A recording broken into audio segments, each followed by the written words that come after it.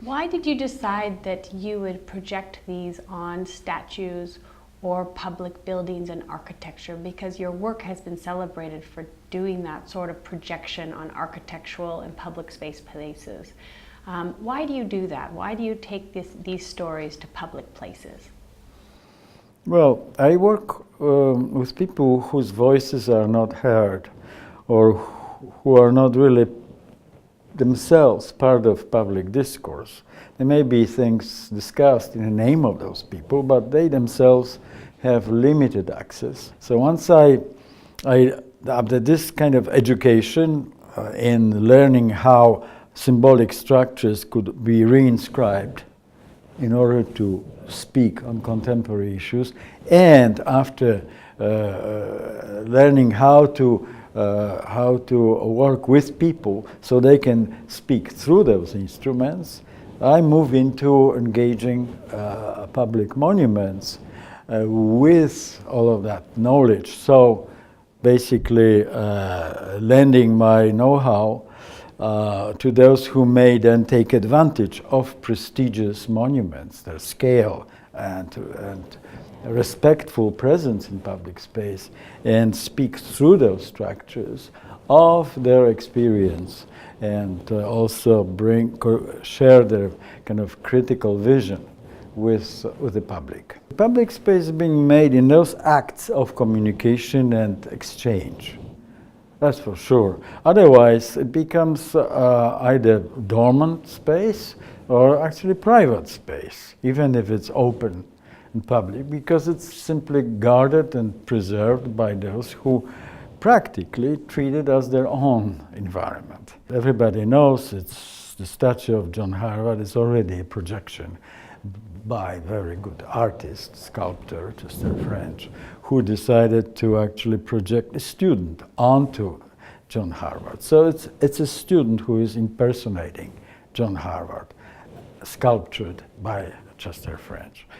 So my idea is to follow up, to continue this kind of projection, and actually to really project, allow students to actually become this student.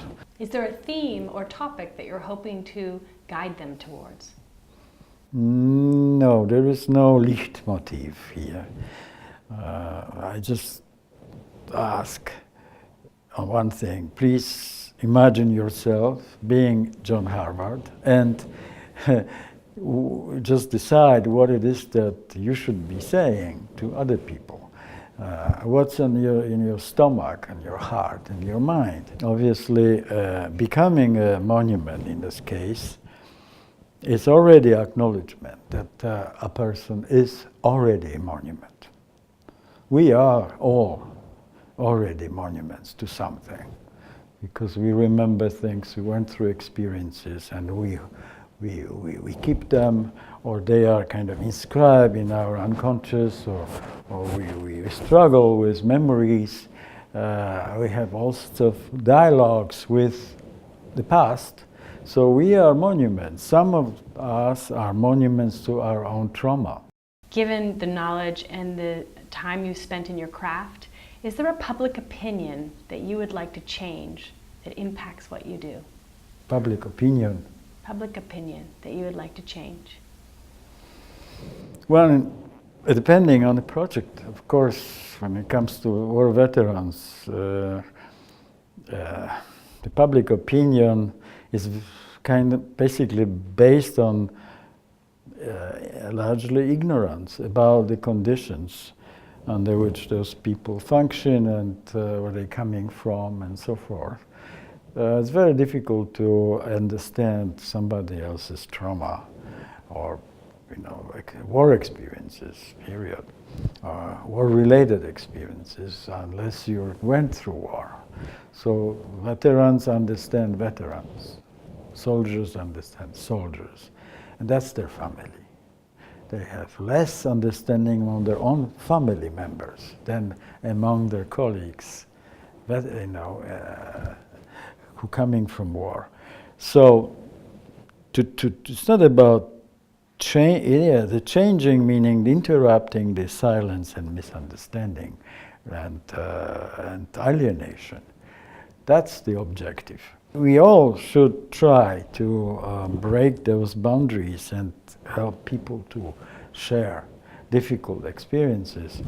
Otherwise, nothing will change. So I think the change is not directly clear here, but indirectly the change is the objective here.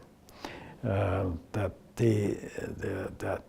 the public space should be always used or animated by the voices of those who are not understood and not recognized, and also that space should make some people more open to communicate and others to come closer and hear. So make some people less dumb and others less numb.